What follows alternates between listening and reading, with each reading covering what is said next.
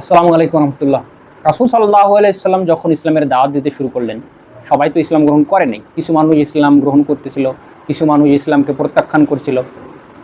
তো রাসূল সাল্লাল্লাহু আলাইহি সাল্লাম যেহেতু সবাইকে আপন করে ভাবতেন এবং তিনি খুব চাইতেন যে সবাই ইসলামের ছায়াতলে আসুক, সবাই জান্নাতের পথে আসুক, সবাই ঈমান গ্রহণ করুক।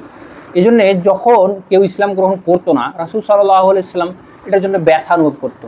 রাসূল সাল্লাল্লাহু আলাইহি সাল্লাম দিন রাত গোপনে প্রকাশ্যে মানুষকে দাঁড়ে দাঁড়ে গিয়ে ইসলামের কথা বোঝাচ্ছেন যে তোমরা শুদ্ধতার পথে আসো, তোমরা জান্নাতের পথে আসো।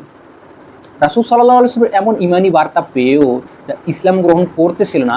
এই জন্য রাসূল সাল্লাল্লাহু আলাইহি ওয়াসাল্লাম অন্তরে ব্যথা অনুভব করতো যে আহারে, মানুষগুলো ইসলামের কবুল করতেছে না, তারা জান্নাতের পথে আসতেছে না। এই জন্যে রাসূল সাল্লাল্লাহু আলাইহি ওয়াসাল্লামের অন্তরে ব্যথা অনুভব হতো। তো ব্যথাটা এত প্রবল ছিল যে মানে মনে হচ্ছে যে অনেক সময় হয় না যে আপনার কোনো ছোট ভাই অথবা আপনার কোনো খুব পরিচিত কোনো মানুষ, আপনি খুব করে চান সে লাইফে সফলতা অর্জন করুক। তা আপনি তাকে ভালো ভালো কিছু উপদেশ দেন যে তুমি যদি লাইফে এরকম ডিসিপ্লিন লাইফ লিড করতে পারো, তুমি সফল হবে।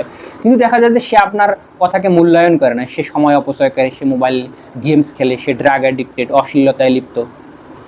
তো দিন শেষে দেখা যায় যে সে আপনার কথা মূল্যায়ন না করে সে বিপথে চলে যাচ্ছে। তো যেহেতু আপনার সে খুব ক্লোজ একজন পার্সন, যেহেতু সে আপনার খুব কাছের কেউ, তো সে যেহেতু বিপথে চলে যাচ্ছে, আপনার অন্তরে এই জন্য ব্যথা অনুভব হচ্ছে যে আহারে, আমার ছোট ভাইটা বিপথে চলে যাচ্ছে। আপনি কিন্তু তাকে নিয়ে উপহাস করেন না, আপনার সদুপদেশ সে মানছে না, এই কারণে আপনি অন্তরে ব্যথা অনুভব করছেন, যেহেতু আপনি তাকে আপন মনে করেন। তো অনেক সময় এই ব্যথাটা, যে ভাইটা বিপথে চলে যাচ্ছে, এই ব্যথাটা অনেক প্রবল হয়ে যায়, মনে হয় যে কিছুই ভালো লাগতেছে না। তো রাসূল সাল্লাল্লাহু আলাইহি ওয়াসাল্লাম ঠিক এমন, মানুষকে ইমানি দাওয়াত দিতেছে কিন্তু মানুষ ইমান গ্রহণ করছে না। রাসূল সাল্লাল্লাহু আলাইহি ওয়াসাল্লাম তখন অন্তরে অনেক ব্যথা অনুভব করতো। আল্লাহ সুবহানাহু ওয়া তাআলা রাসূল সাল্লাল্লাহু আলাইহি ওয়াসাল্লামকে উদ্দেশ্য করে সূরা আল কাহফের ৬ নম্বর আয়াতে আল্লাহ বলতেছেন, ফালাআল্লাকা বাখিউন নাফসাকা আলা আসারিহিম ইল্লাম ইউমিনু বিহাযাল হাদিসি আসাফা। তারা আপনার কথার উপর ঈমান আনছে না, এই দুঃখে, এই কষ্টে কি আপনি নিজেকে শেষ করে দেবেন? এতটা কষ্ট রাসূল সাল্লাল্লাহু আলাইহি ওয়াসাল্লাম পাইতেন যে আল্লাহ সুবহানাহু ওয়া তাআলা বলতেছেন যে আপনি কি নিজেকে শেষ করে দিবেন কষ্টে কষ্টে? দেখেন, আমরা যখন বর্তমানে কাউকে দাওয়াত দিতে যাই, যে ধরেন নামাজ পড়ে না অথবা ধরেন কেউ ইসলামে বুনিয়াদী বিষয়গুলো পালন করে না, আমরা তখন তাদেরকে দেখি নাক ছিটকাই যে কেমন, যে সে নামাজ পড়ে, আমি তার চাইতে ভালো আছি।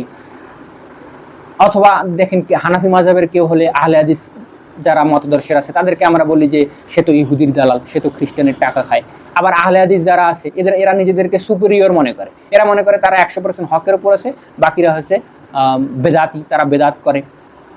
তো রাসূল সাল্লাল্লাহু আলাইহি ওয়াসাল্লামের যে চিন্তাধারা, যে ইমানি আখলাক, যদি ভিন্ন মতদর্শের কেউ থাকে, আপনি যদি মনে করেন আপনি হকের উপর আছেন, আপনার তো অন্তরে ব্যথা থাকা উচিত যে আমার ভাই তারা বেদাতে লিপ্ত আছে, আমার মনে হচ্ছে যে তারা ইহুদির টাকা খায়, তারা ইহুদির দালাল। আপনি যদি সত্যিই মনে করেন যে আপনি হকের উপর আছেন, আপনার ওই ভাইগুলোর সম্পর্কে তো আপনার অন্তরে ব্যথা থাকা উচিত।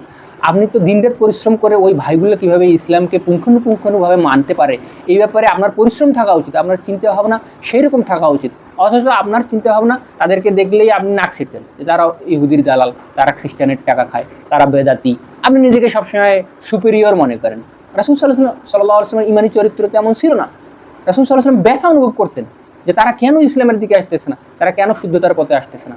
তো আল্লাহ সুবহানাহু ওয়া তাআলার কাছে আমরা দোয়া করি, আমরাও যখন কারো ভিন্ন মতদর্শের কারোর কাছে ইসলামের দাওয়াত দিব, ইসলামকে পরিপূর্ণভাবে মানার ব্যাপারে দাওয়াত দিব, তখন তো যেন ব্যথা থাকে যে ভাইগুলোকে আল্লাহ সুবহানাহু ওয়া তাআলা হেদায়েত দান করুক। আমিন সুম্মা আমিন। আসসালামু আলাইকুম।